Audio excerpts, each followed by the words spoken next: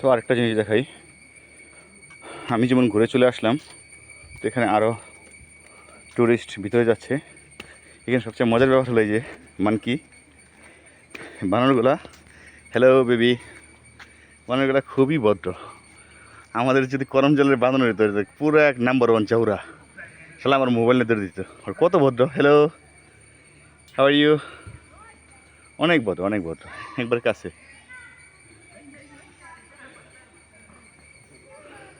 কি জানি খাইতেছে মনোযোগ সহকারে। এই যে বেবি মানকি, অনেক সুন্দর, অনেক কিউট। ও দুইটা বেবি, এটা অনেক ভদ্র অনেক কিউট, দুইটা বেবি।